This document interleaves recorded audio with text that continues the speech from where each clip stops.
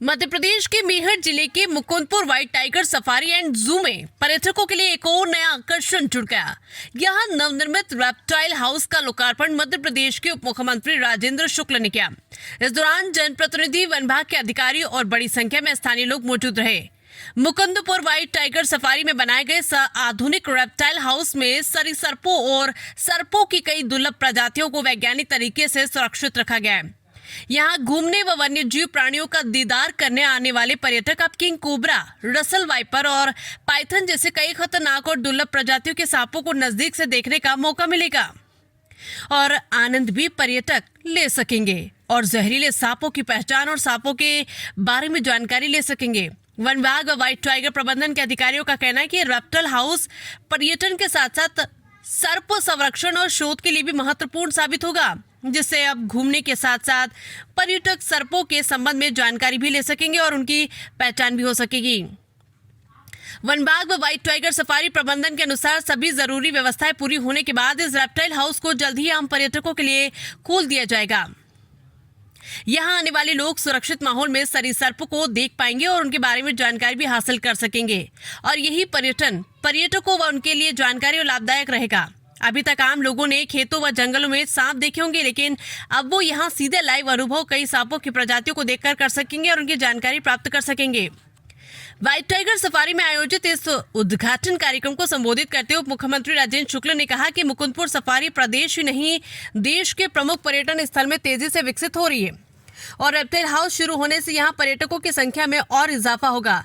अभी tiger safari white tiger के लिए जाना जाता था, लेकिन अब रेप्टाइल के लिए शुरू होते ही सांपों की कई प्रजातियां स्कूल व कॉलेज के बच्चों के साथ हर वर्ग के लोग इसका दीदार कर सांपों की प्रजातियों को जानने का मौका भी मिलेगा।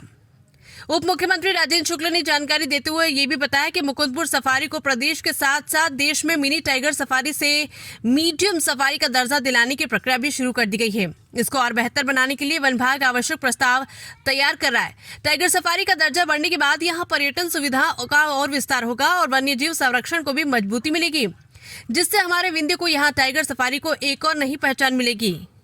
अभी आपने देखा कि व्हाइट टाइगर नीचे करो सफारी और जू जो बन के यहाँ तैयार हुआ है, विदेशी नागरिक यहाँ पर लगातार आ रहे हैं। अभी पोलैंड के एक नौजवान ने हम लोगों से मुलाकात की और प्रसन्नता व्यक्त की और उसने कहा कि इतना सुंदर जू सफारी उन्होंने पहली बार देखा है। तो आज हम लोगों ने जब रेप्टाइल हाउस का उद्घाटन किया तो अब जो 40 बाड़े बनने थे तो 40वां बाड़ा भी बन के तैयार हो गया। पूरी तरह से प्रथम चरण का मुकुंदपुर में जो ये हमारा जू और रेस्क्यू सेंटर और सफारी है वो बन के तैयार हो चुका है।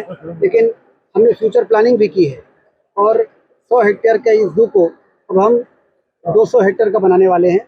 अब 200 अगला 100 हेक्टेयर होगा, उसमें 50 हेक्टेयर में साउथ अफ्रीकन सफारी होगा, जिसमें जिराफ और जेब्रा लाया जाएगा और दूसरा जो हमारा इंडियन कार्निवोरस होते हैं उनका सफारी होगा और पूरे एरिया में चीतल, सांभर, हिरण इधर से उधर स्वच्छंद घूमेंगे और उसी मार्ग से लोग अपनी गाड़ियों से वहाँ पर सफ़र करेंगे। तो कुल मिला के नई कड़ी भी जुड़ने वाली है और लगातार पर्यटक बढ़ रहे हैं।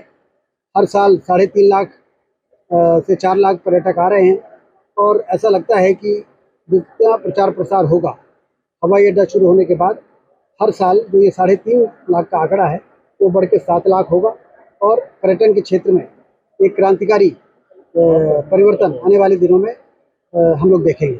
कोबरा कपल नहीं आया। किंग कोबरा भी इस रेप्टाइल हाउस में लाया गया है, जो कि बहुत ही आकर्षण का केंद्र होता है। तो किंग कोबरा आ गया है और उसका जो दूसरा जोड़ी है उसको लाने की भी कार्रवाई चल रही है। तो लगातार अब जानवरों का आना यहाँ पर होता रहेगा।